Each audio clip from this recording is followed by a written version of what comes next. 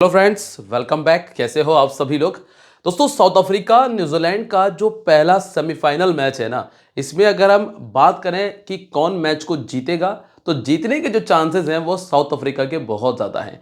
कमाल की क्रिकेट खेल रही साउथ अफ्रीका, क्वालिटी क्रिकेट जो है वो साउथ अफ्रीका से देखने मिल रहा है। समझ आ रहा है साउथ अफ्रीका को देखकर कि हाँ, ये वो टीम है जिसने पिछली बार फाइनल खेला था। बिल्कुल चैंपियंस, खैर चैंपियन नहीं बन पाई थी, लेकिन हाँ, चैंपियंस की तरह खेल रही है। अभी तक अनबीटन है, एक भी मैच नहीं हारी, और यहां तक अगर देखा जाए तो ये मैच भी साउथ अफ्रीका ही जीत सकती है, ज्यादा चांसेस हैं। अब चलिए, इस मैच में होगा क्या, कौन कौन से प्लेयर बेहतर करेंगे, फुल एनालिसिस आपके सामने रखूंगा। इसके बाद आप वीडियो को शेयर कर देना सभी जगह और मैच को देखना। फिर आप कहोगे कि हाँ, जो जो बातें वीडियो के अंदर हुई थी वैसा मैच के अंदर देखने भी मिल रहा है। चलिए समझ लेते हैं कि करना क्या है और कैसे करना है। सबसे पहले और ज़रूरी चीज़ हमेशा की तरह वही है कि अगर आप लोग पहली बार हमसे मिले हो, जुड़ रहे हो, तो चैनल को सब्सक्राइब कर लेना। बाद में ढूंढोगे कि यार विकास भाई ने जो बताया था वैसा ही हुआ है, उनका चैनल अब नहीं मिल रहा है, तो चैनल को सब्सक्राइब कर लो, साथ में बेल आइकन पर प्रेस कर दीजिएगा। और इसके अलावा टेलीग्राम ज्वाइन करना बिल्कुल मत भूलिएगा। टेलीग्राम पर टॉस के बाद के अपडेट्स आपको मिल जाएंगे, जो ज़रूरी इन्फॉर्मेशन है वो मिलेगी, पिच रिपोर्ट आपको दे दूंगा, पंटर प्लेयर्स के बारे में बात करेंगे, प्लस कुछ ग्रैंड लीग के कॉम्बिनेशंस आपको इस मैच के मिलने वाले हैं। तो जल्दी से टेलीग्राम ज्वाइन करो, लिंक डिस्क्रिप्शन और कमेंट सेक्शन में है। चलिए बात कर लेते हैं सबसे पहले वेन्यू के बारे में। मैच है ईडन गार्डन्स कोलकाता में, जहां पर इंडिया का मैच हुआ था वेस्ट इंडीज के साथ में। दो चीजें हैं, पहले तो ये कि दोस्तों यहां पर ना ड्यू आपको देखने मिल जाएगी। लास्ट मैच में भी ड्यू थी। हालांकि एक और चीज हमें कल मैच के दौरान पता चली थी कि स्प्रे किया जाता है एक, जो ड्यू को रोके रखता है, और जहां तक कि वो ड्यू को रोक लेगा, मतलब उतना ज़्यादा इम्पैक्ट ड्यू का नहीं पड़ेगा जितना नॉर्मली आपने मैचेस में देखा है जब स्प्रे का इस्तेमाल नहीं होता है। ठीक है, एक और ज़रूरी चीज़ कि ग्राउंड छोटा रहेगा। छोटे ग्राउंड पे आपको 200 प्लस तो देखने मिलता ही मिलता है, ये आप बिल्कुल दिमाग में रखिएगा। इस मैदान पर टोटल 16 मैचेस हुए हैं, जिनमें से 9 बार पहले गेंदबाजी करने वाली टीम ने मैच को जीता भी है। अब अगर हम पिछले मैच की बात करें, इंडिया ने वेस्ट इंडीज को 195 पे रोका, 199 बनाई इंडिया ने। हालांकि ये आराम से नहीं हो पाया था। अगर आप कहो कि आराम से था, तो आराम से नहीं था, क्योंकि संजू सैमसन के अलावा किसी भी और प्लेयर ने 20 का आंकड़ा पार नहीं किया था, मतलब 30 का आंकड़ा पार नहीं किया था। 27 रन बनाए थे तिलक वर्मा ने, बाकी खिलाड़ियों ने 20 के अंदर के ही स्कोर किए थे। चाहे वो ईशान किशन हो, चाहे अभिषेक शर्मा हो, या फिर हार्दिक पांड्या हो, या फिर सूर्य कुमार यादव हो, जिसमें सूर्य कुमार यादव ने तो बहुत ही गंदा खेला था, 16 गेंद में 18 रन बनाए थे। ठीक है, अब इसके पहले जो मैचेस खेले गए उसमें वेस्ट इंडीज ने 165 बनाया, इटली चेस नहीं कर पाई थी चूंकि छोटी टीम थी। यहाँ पे इंग्लैंड ने 200 बनाया था, जो कि इटली करीब पहुंच गई थी, और स्कॉटलैंड ने 152 बनाया था, जिसको इंग्लैंड ने चेस बहुत आराम से किया। अब आप यहाँ पर देखिए स्कोर कौन कर रहा है। ओपन करने आए थे रोस्टन चेस। यहाँ पे स्कोर कौन कर रहा है, शाय होप, जो कि ओपन कर रहे थे। यहाँ पे नंबर 7 पर थे विल जैक्स, और यहाँ पर नंबर 4 पर थे रिचर्ड बैरिंगटन। अब ऐसा कोई पर्टिकुलर नंबर नहीं है जो लगातार स्कोर कर रहा हो, लेकिन अगर हम बात करें पावर प्ले की, तो 45 रन, 56 रन, 42 रन और 48 रन। मैंने आपको पिछले मैच में भी कहा था क्लियर कट कि यहां पर पावर प्ले थोड़ा सा परेशानी भरा हो सकता है, तो 50 नॉट लेकर ही चलिएगा ट्रेडिंग में। ठीक है, तो स्थिति वही अभी भी नजर आ रही है। ठीक है, अगर बहुत अनएक्सपेक्टेड खेल जाए, अगर आप न्यूजीलैंड के ओपनर्स देखोगे तो वहां फिन एलन है, अगर फिन एलन खड़े रहे तो ज्यादा बन सकता है। अगर हम साउथ अफ्रीका की बात करें तो वहां पे दोनों ओपनर्स लगभग इक्वल है, वहां आप यही मान के चलिएगा कि 50-51 ही रहेगा, इससे ज्यादा ऊपर, बहुत ऊपर मुश्किल है। अब सेकेंड इनिंग में ये ओपनर ने स्कोर किया संजू सैमसन, यहां बेंजामिन मेनती नंबर 5, टॉम मेंटन नंबर 4 और बेंजामिन मेनती नंबर 6 ने स्कोर किया था। पावर प्ले में देखो इंडिया के 2 विकेट आ गए थे, यहां पे 3 विकेट आ गए थे, यहां पे 2 विकेट आ गए थे, और यहां पे 3 विकेट आ गए थे। तो एक चीज तो आप ये मानकर चलिएगा कि सेकंड इनिंग में जो नई गेंद के साथ में गेंदबाजी होगी ना, उनमें विकेट के चांसेस है। अब आप दोनों टीमों के गेंदबाज देखो, नई गेंद से कौन गेंदबाजी करता है। एक तरफ आपको मिलेंगे लुंगी एनगीडी, मार्को येंसन, ठीक है, और बहुत हद तक कगिसो रबाडा। ठीक है, और जो मेन गेंदबाज हैं, फिर दूसरी तरफ आप देखोगे मैट हेनरी आपको मिल जाएंगे।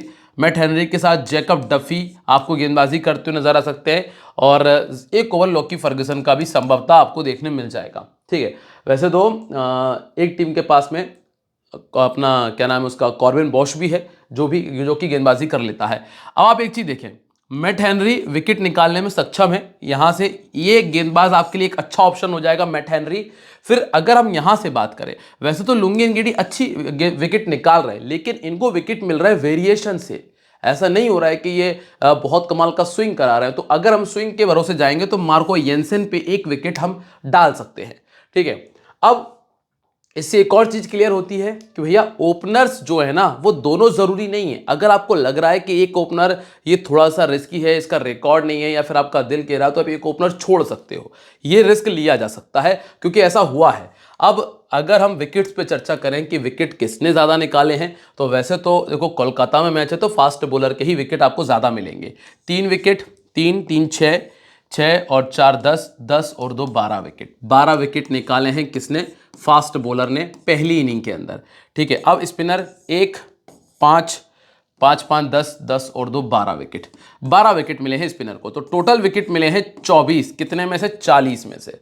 सेकेंड इनिंग की बात कर लेते हैं भाई, 4 11, 11 और 3 14, 14 और 8 22 विकेट, 22 विकेट तो खैर फास्ट बॉलर ने अकेले निकाल दिए, जो टोटल विकेट मिले हैं। अब स्पिनर को देखिए, 1 3 5 8, टोटल 8 विकेट, तो टोटल विकेट गए हैं 30 40 में से।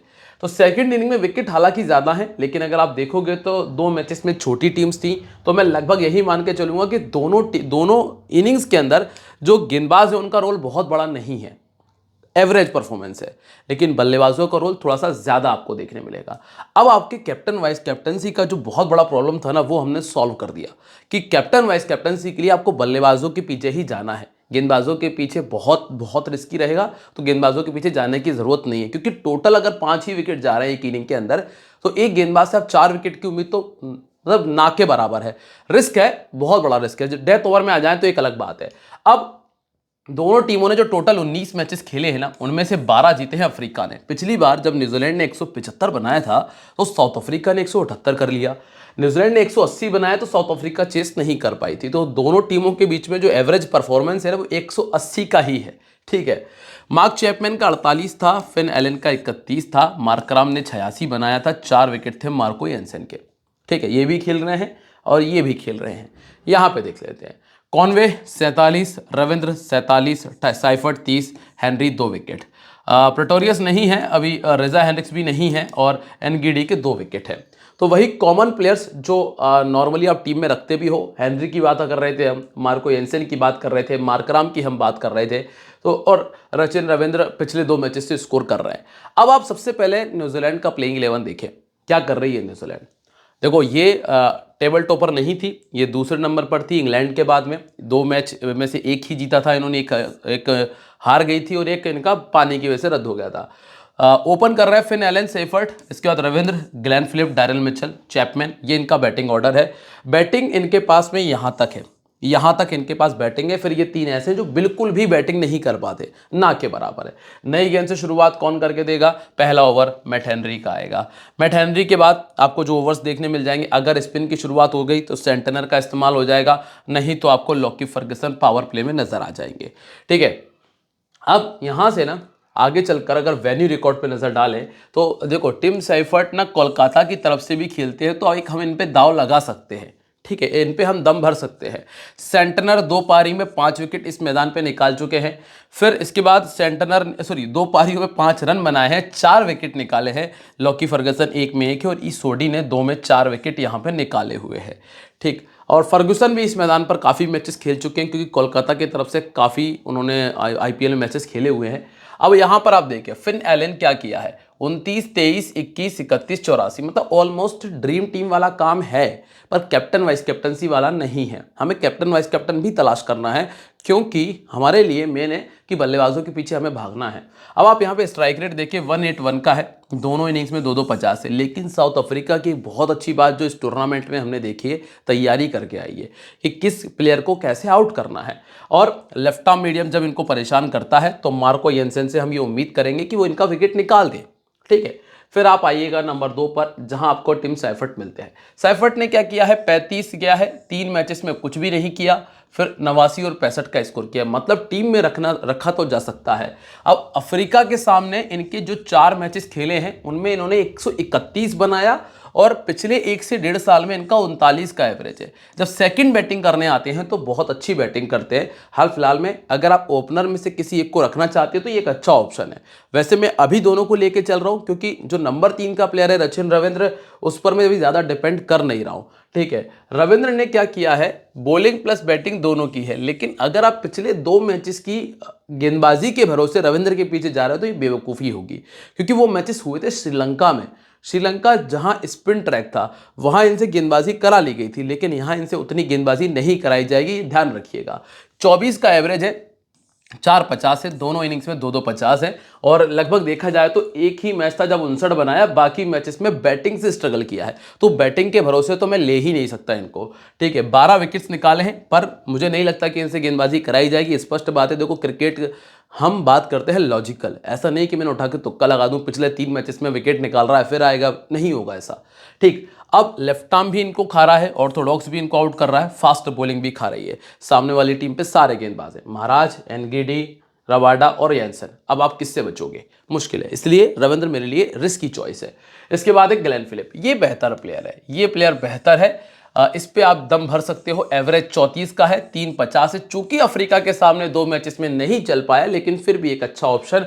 और सबसे बड़ी बात है कि कम से कम 2 कैचेस तो इनके आप हर मैच में बिल्कुल नोट कर ही सकते हो। लेफ्ट आर्म गेंदबाजी के सामने 2 बार आउट हुए हैं, मार्को एंसन से बचना पड़ेगा। अब मार्को एंसन की डिमांड बढ़ रही है क्योंकि 3 से 4 प्लेयर ऐसे हैं जो लेफ्ट आर्म नहीं खेल पा रहे हैं। ठीक है, मार्क चैपमैन 22 का एवरेज, पहले बैटिंग करते हुए 250 है।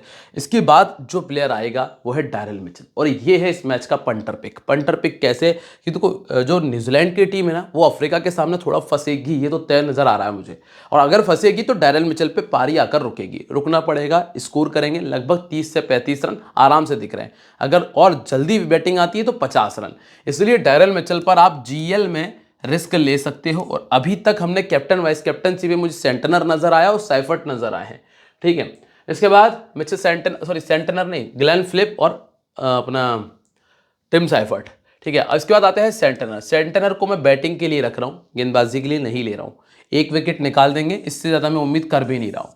1 विकेट बहुत ज़्यादा से ज़्यादा, ठीक है, लेकिन बैटिंग में मुझे ऐसा लग रहा है कि 15 से 20 रन आ जाएंगे, और अगर 20 रन आते हैं तो फिर ड्रीम टीम में चांसेस बढ़ जाएंगे। इसके बाद है अपना मैकॉन्शी, क्या नाम है इसका, मैकॉन्शी जो भी लिखता हो, बैटिंग अच्छी कर लेते हैं, पर मुझे लग रहा है कि नीशम की वापसी हो जाएगी, इसलिए मैंने फोटो नीशम का लगाया हुआ है।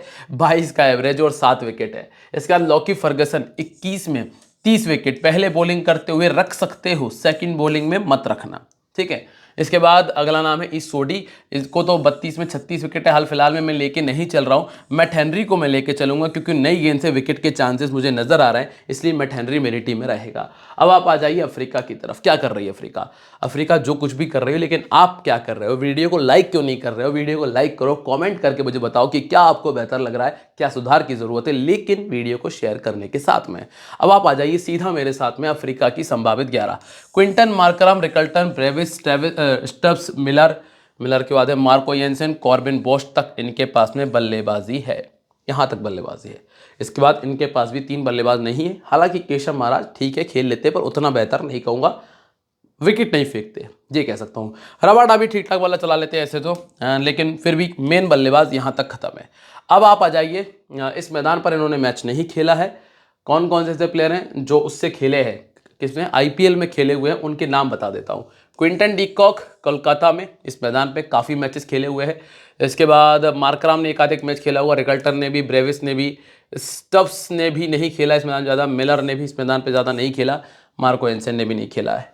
ठीक है, गेंदबाजी में और कोई एक नहीं है, ज़्यादातर प्लेयर दूसरी टीम्स के हैं, कलकत्ता का सिर्फ डीकॉक है।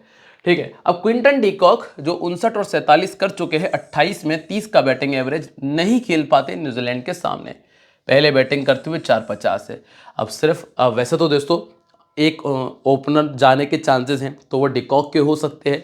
डिकॉक के साथ में दिक्कत है कि अगर 10 गेंदें तक नहीं आउट हुए तो बाद में समस्या दे जाएंगे। 10 गेंदों के बाद तो दोस्तों कम से कम 2 छक्के मार के ही जाएंगे, ये तो तय है। अगर 10 गेंदें खेल ली तो उसके बाद जब भी आप आउट होंगे 2 छक्के मार के ही आउट होंगे, तो डिकॉक एक ऐसा ऑप्शन हो जाता है। फिर आते हैं मार्कराम, ये मतलब सेंसिबल क्रिकेट चल रहा है इनका, तो मार्कराम को मैं लेके चलूंगा चाहे वो 0 पर आउट हो। हालांकि इनको लेग स्पिन और लेफ्ट आर्म से समस्या है, तो ईस्ट सोडी मिडिल ऑर्डर में आएंगे तो वहां दिक्कत नहीं आएगी मुझे। इसके बाद रिकल्टन का बैटिंग एवरेज 30 है और इस टीम के सामने 21 बनाया, ऑलमोस्ट हर मैच में स्कोर किया है। लेफ्ट आर्म इनको आउट करता है, फास्ट बॉलिंग करती है और लेग स्पिन करती है। फर्गुसन और सोडी इनको परेशान कर सकते हैं।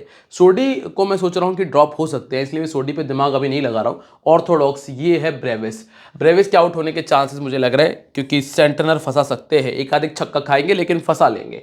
27 का एवरेज है, 150 100 है। और सबसे बड़ी बात है कि ब्रेविस का देखो क्रिकेट ना वो वाला क्रिकेट नहीं है कि आप ये रुक कर खेल लें या फिर पारी को संभाल लें, नहीं है। अभी वो बचपना वाला ही क्रिकेट है, क्रिकेटिंग ऐसा चल रहा है कि हाँ मुझे तो मारने हैं, मैं 2 छक्के मार के भी खुश हूँ, वो वाली स्थिति आपको ब्रेविस की नजर आएगी। इसलिए ब्रेविस पे मैं उतना दिमाग नहीं लगा रहा हूँ। हालांकि स्टब्स बेहतर ऑप्शन है उनके बजाय। 37 का बैटिंग एवरेज है और पहले बैटिंग करते टोटल 32 है, 2 मैचेस में 44 किया है। लेकिन यहाँ आता है David Miller, batting order change होगा। ये डिपेंड करेगा मैच की सिचुएशन के ऊपर, और मिलर एक ऐसा प्लेयर है जो बड़े मैच का प्लेयर मैं कह सकता हूं। 30 का बैटिंग एवरेज है, जरूरत पड़ेगी तो आपको नंबर 4 नंबर 5 पे भी नजर आ जाएंगे, तो मिलर के पीछे भागा जा सकता है। इसके बाद मार्को येंसन, मैंने अभी आपको बताया भी था कि यहाँ कम से कम 1 विकेट तो दिख रहा है मुझे, बाकी गाड़ी 2 तक जा सकती है, क्योंकि ज्यादातर प्लेयर ऐसे हैं जो लेफ्ट आर्म नहीं खेल पा रहे हैं। एक कॉर्बिन बोश, ये बंदा विकेटलेस नहीं जाता है, आप इससे अंदाजा लगा सकते हैं कि 21 में 33 विकेट निकाल चुका है और बैटिंग भी कर लेता है, तो ये दोनों प्लेयर मेरी टीम में हैं। इसके बाद केशव महाराज अभी रोक के चल रहा हूं, अभी इनको टीम में नहीं लिया। कगिसो रबाडा को भी रोक के चल रहा हूं, उतनी अच्छी फॉर्म में नहीं है, लेकिन हाँ लुंगी एनगीडी जो कि पहले बॉलिंग करते हुए काफी बेहतर कर रहे हैं, 13 पारी में 17 विकेट निकाल चुके हैं, क्योंकि वेरिएशन का यूज अच्छा कर रहे हैं, तो इनको रखा जा सकता है। अब आप देखिए कैप्टन वाइस कैप्टन क्या है स्थिति। कैप्टन वाइस कैप्टन में देखो मार्कराम, फिलिप्स, डिकॉक, ये ऐसे ऑप्शन। डिकॉक को इसलिए रखा है क्योंकि भैया कलकत्ता से खेलते हैं और ग्राउंड को अच्छे से समझते हैं। मिलर, सेंटनर और साइफर्ट दूसरे ऑप्शन हैं, साइफर्ट भी खेलते हैं। अब आप टीम कॉम्बिनेशन देखिए कौन कौन से प्लेयर बदले जा सकते हैं वो भी बताऊंगा। De Kock, Seifert, Finn Allen, Miller, Markram, Bosch, Santner, Jansen, Phillips, Henry और लुंगी एनगीडी टीम में है। बदला किसको जा सकता है जरा देख ले। देखो एक तो फिन एलन, एक क्विंटन डिकॉक, ठीक है, ये 2 प्लेयर ऐसे हैं जिनको आप रिप्लेस कर सकते हो। इनके स्थान पे किसको लेके चलोगे? देखो एक आपके पास में ऑप्शन अगर हम बात करें तो वो है रचिन रविंद्र का ऑप्शन है आपके पास में। यहां से फिन एलन के स्थान पे रचिन रविंद्र पे आ सकते हो। डिकॉक के स्थान पे आपके पास 2 ऑप्शन मिलेंगे। एक आपके पास ऑप्शन मिलता है रियान रिकल्टन का और एक आपको ऑप्शन मिलता है अपने ट्रस्टिन स्टफ्स का। ये 2 ऑप्शन आपको यहां से मिलेंगे क्विंटन डिकॉक को रिप्लेस करने पर। बाकी Markram, Bosch, Santner, Jansen, Phillips, Henry और एनगीडी टीम के अंदर मौजूद हैं। तो उम्मीद करता हूं कि जो जो बातें मैंने आपको डिटेल से बताई सब समझ में आएंगी। अब स्मॉल लीग कहाँ खेलना है, कैसे खेलना है, ट्रेडिंग कहाँ करनी है, सब कुछ टेलीग्राम पे बताया गया है, तो जाइए जाकर मेरे साथ में जुड़ जाइए। लिंक डिस्क्रिप्शन, कमेंट सेक्शन दोनों जगह है। मिलूंगा मैं आप लोगों से अपनी अगली वीडियो में एक बार फिर, तब तक के लिए दोस्तों बाय, जय हिंद, जय महाकाल।